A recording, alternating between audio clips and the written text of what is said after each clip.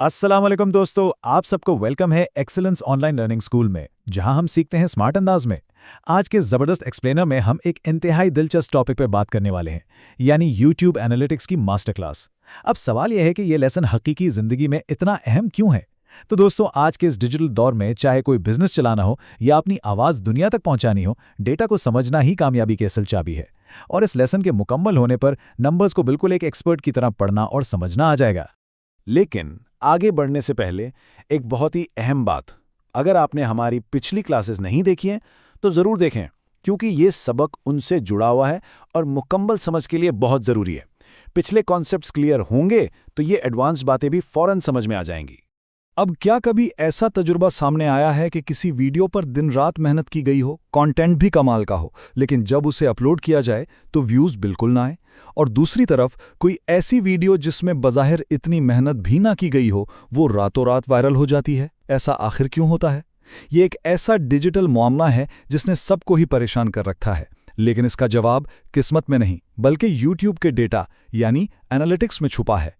तो आइए इस पूरे प्रोसेस को स्टेप बाय स्टेप समझते हैं। आज के स्मार्ट सेशन का एजेंडा कुछ यूं है। सबसे पहले हम एनालिटिक्स का तारुफ देखेंगे, फिर वॉच टाइम पर बात होगी, इसके बाद ऑडियंस रिटेंशन को समझेंगे, चौथे नंबर पर क्लिक थ्रू रेट यानी CTR को जांचेंगे, फिर इन नंबर्स की मदद से हिकमत अमली बनाना सीखेंगे और आखिर में एक जबरदस्त खुलासा और सवाल जवाब का सेशन होगा। चलें जी, बाकायदा आगाज करते हैं सेक्शन 1 एनालिटिक्स का तारुफ और नंबर्स की जुबान। डिजिटल दुनिया में अगर कामयाब होना है ना, तो नंबर्स की जुबान सीखना बिल्कुल लाजमी है। ये बिल्कुल ऐसा ही है जैसे कोई डॉक्टर मरीज की मेडिकल रिपोर्ट्स देखकर उसकी सेहत का बिल्कुल दुरुस्त अंदाजा लगा लेता है। ये बात एक्सीलेंस ऑनलाइन लर्निंग स्कूल्स यानी EOLS की इस गाइड से भी बिल्कुल वाज़ा हो जाती है। आज हम जिन 3 बुनियादी मैट्रिक्स का तज्जिया करेंगे, वो किसी भी चैनल की ग्रोथ को आसमान तक ले जाने की ताकत रखते हैं। अगर इन तीनों को समझ लिया जाए तो समझें YouTube का एल्गोरिदम अपना दोस्त बन गया। तो आगे बढ़ते हैं अपने पहले और सबसे अहम मैट्रिक की तरफ, सेक्शन 2 वॉच टाइम, जो कि किसी भी चैनल की असल बुनियाद है। किसी भी ऊंची इमारत की मजबूती का सारा दारोमदार उसकी बुनियाद पर होता है, ठीक? बिल्कुल इसी तरह किसी भी डिजिटल स्ट्रैटेजी की इमारत वॉच टाइम पर खड़ी होती है। अब ये वॉच टाइम आखिर है क्या?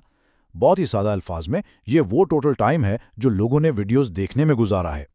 YouTube का एल्गोरिथम बड़ा सीधा सा है। वो उन वीडियोस को सबसे ज्यादा प्रमोट करता है जो नाज़रीन को ज्यादा देर तक स्क्रीन से जोड़े रखती हैं। जरा सोचिए, इस मॉडर्न दौर में जहां ऐप्स और तेज रफ्तार इंटरनेट की वजह से लोगों की तवज्जो बहुत जल्दी हट जाती है, वहां अगर कोई वीडियो देर तक देखी जा रही है तो एल्गोरिथम उसे एक शानदार कामयाबी मानता है। लेकिन अगर वॉच टाइम तेजी से गिर रहा हो तो फिर क्या किया जाए? इसका सीधा सा मतलब है कि कंटेंट या तो जरूरत से ज्यादा लंबा है या फिर थोड़ा बोरिंग हो रहा है। इसका सबसे बेहतरीन हल यह है कि वीडियो के पहले 30 सेकंड्स को एक जबरदस्त हुक या कशिश के तौर पर इस्तेमाल किया जाए। यानी आगाज में ही बिल्कुल साफ अल्फाज में बता दिया जाए कि इस वीडियो में क्या खास मिलने वाला है। जैसा कि EOLS की SEO गाइड में भी बताया गया है कि बेहतरीन रिजल्ट्स के लिए नाजरीन की दिलचस्पी को शुरू में ही पकड़ना सबसे जरूरी है। अब हम आते हैं अपने तीसरे सेक्शन की तरफ, ऑडियंस रिटेंशन यानी नाजरीन की तवज्जो को बरकरार रखना। रिटेंशन का डाटा बिल्कुल परफेक्ट तरीके से बताता है कि नाजरीन ने वीडियो का कौन सा हिस्सा सबसे ज्यादा एंजॉय किया और किस पॉइंट पर वो बोर होकर चले गए। इसकी एक बड़ी जबरदस्त रियल लाइफ मिसाल लेते हैं। फर्ज करें दोस्तों की महफिल में कोई कहानी सुनाई जा रही हो। ये नोट करना कितना अहम होता है कि किस बात पर सब ने आगे झुककर दिलचस्पी जाहिर की और किस बात पर सब ने अपने मोबाइल फोन निकाल लिए। ऑडियंस रिटेंशन बिल्कुल इसी तरह अपनी वीडियो के नाजरीन का मूड पढ़ने का नाम है। YouTube स्टूडियो में एक कमाल का टूल है जिससे की मोमेंट्स यानी अहम लम्हात का ग्राफ कहते हैं। अगर इस ग्राफ में लकीर ऊपर की तरफ जाए, जिसे स्पाइक्स कहते हैं, तो इसका मतलब है लोगों ने वो हिस्सा रिवाइंड करके दोबारा देखा। कितना शानदार फीडबैक है ना ये। और अगर लकीर नीचे जाए, जिसे डिप्स कहते हैं, तो समझ जाएं वो हिस्सा गैर ज़रूरी था और लोग वहां से स्किप कर गए। अब सोचने की बात यह है कि लोग किन वीडियोस को रिवाइंड करते हैं। यकीनन उनको जो बहुत मालूमाती हों या फिर बेहद दिलचस्प। इस बारे में मज़ीद डिटेल्स के लिए EOLS की मास्टर YouTube स्टूडियो गाइड को भी लाजमी चेकआउट किया जा सकता है। आइए आगे चलते हैं। सेक्शन 4 क्लिक थ्रू रेट या आसान अल्फाज में पहला तासुर। ये मैट्रिक किसी भी डिजिटल मवाद का फर्स्ट इंप्रेशन होता है और कहते हैं ना कि first impression is the last impression. CTR का सीधा सा मतलब यह है कि कितने फीसद लोगों ने थंबनेल देखकर उस पर क्लिक किया। ये बिल्कुल ऐसा ही है जैसे किसी दुकान के बाहर लगा हुआ खूबसूरत सा डिस्प्ले। अगर डिस्प्ले शानदार होगा तो लोग दुकान के अंदर जरूर आएंगे। अगर CTR 2% से कम चल रहा है तो ये एक बहुत बड़ा वार्निंग साइन है कि टाइटल या थंबनेल नाज़रीन की तवज्जो खींचने में मुकम्मल नाकाम रहा है। तो सवाल यह है कि इसे बेहतर कैसे किया जाए। बहुत ही सिंपल है। थंबनेल में हमेशा वाज़े और खुले रंग इस्तेमाल किए जाएं, अल्फाज कम से कम रखे जाएं और टाइटल में एक तजस्सुस, जिसे क्यूरियोसिटी गैप कहते हैं, पैदा किया जाए ताकि लोग जानने के लिए बेचैन हो जाएं कि आखिर अंदर है क्या। एसईओ और वीडियो रैंकिंग के बारे में मजीद सीखने के लिए EOLS की professional YouTube video description guide बड़ी मददगार साबित हो सकती है। अब बारी है सेक्शन 5 की, इन नंबर्स और डेटा को एक ज़बरदस्त हिकमत अमली यानी स्ट्रैटेजी में बदलना। देखें, अब तक हमने नंबर्स को समझ तो लिया है, लेकिन सिर्फ डेटा को देखते रहना काफ़ी नहीं। जब तक इन नंबर्स की बुनियाद पर कोई एक्शन नहीं लिया जाएगा, कोई फ़ायदा नहीं होगा।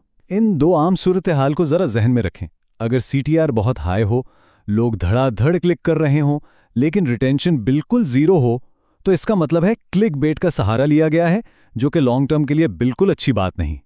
और दूसरी तरफ, अगर रिटेंशन कमाल की हो लेकिन CTR बहुत कम हो, तो इसका मतलब है कंटेंट तो ज़बरदस्त है, लेकिन वो एक इंतहाई बोरिंग थंबनेल के पीछे छुपकर रह गया है। ये तो एक ज़ायाशुदा मौका है।